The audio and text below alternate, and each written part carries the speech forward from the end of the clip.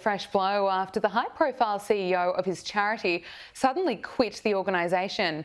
Reilly Sullivan is a reporter here at skynews.com.au and he's always across the latest headlines from the royal family. Reilly, great to see you. Great to be back. Okay, let's talk about this news. The Sussexes have lost yet another staff member after the CEO of Prince Harry's charity announced that he's resigning. What's prompted this, and has Harry said anything about it? Yet another staff departure for Prince Harry and Meghan Markle. This time it was Richard Miller, who is the CEO of Harry's charity Sentebale. This is a really kind of one of Harry's signature organisations. It's an HIV charity sort of targeting South Africa and Lesotho. It's really one of his sort of proudest achievements and something that he does promote quite a lot. So I do think this is a pretty significant departure. Mr. Miller has been in the role for about 5 years. He suddenly announced that he was leaving the charity earlier this week. Supposedly there's already an interim CEO coming in, but again, from a public relations point of view, it doesn't look good. Of course, we've sat here many times and talked about different people leaving their organisation, whether it was Archwell, whether it was people from their household. We know that they've had allegations in the past about unprofessionalism, as employers. So not a good look, but not surprising, really. Yeah, unfortunately, not surprising. Time magazine has released its 10 finalists for its annual Person of the Year honour, and Princess Catherine was one of the contenders. Why did Time decide to shortlist Kate? Yeah, well, this was a pretty big honour for Kate. Of course, Person of the Year is such an iconic, title. Literally one person in the world each year gets it, and she's in the final 10. Of course, she's up against Donald Trump. She's up against Kamala Harris, Benjamin Netanyahu, world leaders. And it's the first time she's really been shortlisted for it.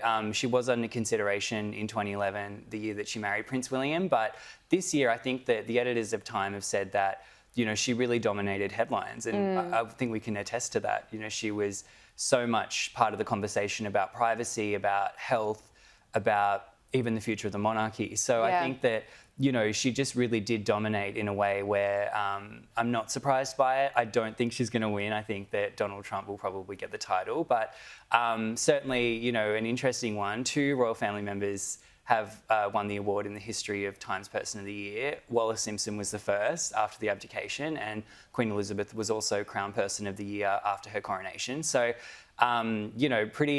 pretty historical moment for Kate, but I don't think she's going to get this one. Yeah, I believe it is going to go to Donald Trump, but it's great that she has been shortlisted, and I do think she kind of brought the world together when she was so open and vulnerable and speaking about her cancer diagnosis. She's done such a brilliant job.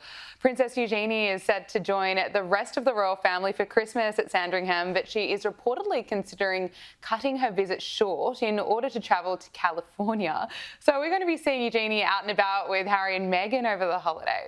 Yeah, well, reportedly Eugenie's been invited by Harry and Meghan to spend the holidays with them. I'm not surprised. Eugenie is definitely the closest of the cousins with Harry. She's always maintained a relationship with him. She even had a cameo in their Netflix show a couple of years ago.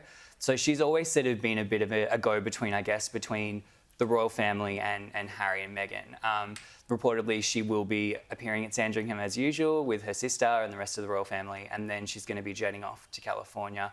I think it would be nice, I think that sometimes I look at Eugenie and I wonder if, maybe Harry and Meghan were thinking of her, someone, having a role like her when they were leaving the royal family 4 years ago. I think they probably envied her in a way. I think that Eugenie has this sort of interesting role where she has her own career, she is her own person, she's quite private, but then she also is still in the royal family. And I think that they probably, at one time probably thought that they would have a similar role. Of course, history showed it wasn't to be the case, but it's an interesting one. I've always sort of been fascinated about the relationship between Eugenie and Harry, and I'd be curious to see if we see them out and about together. Yeah, we'll wait and see. Queen Camilla's son, Tom Parker Bowles, has confirmed that he'll also be attending Sandringham this Christmas for the first time. Why has Tom finally made it onto the guest list this year?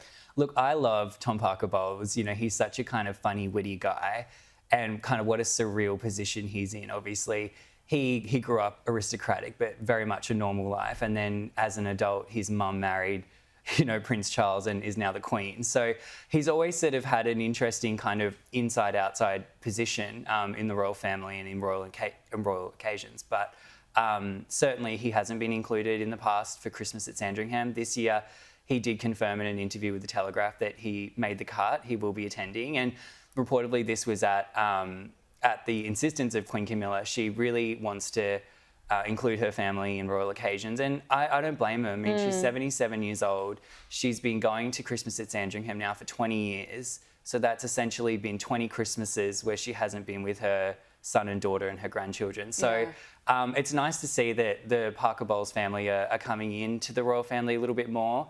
But, it'll be interesting to see how it's all going to look on Christmas Day. Of course. Blended families. It can always be a little bit complicated, but I think it's lovely to see. Yeah. Reilly Sullivan, thank you so much for joining us. Thank you.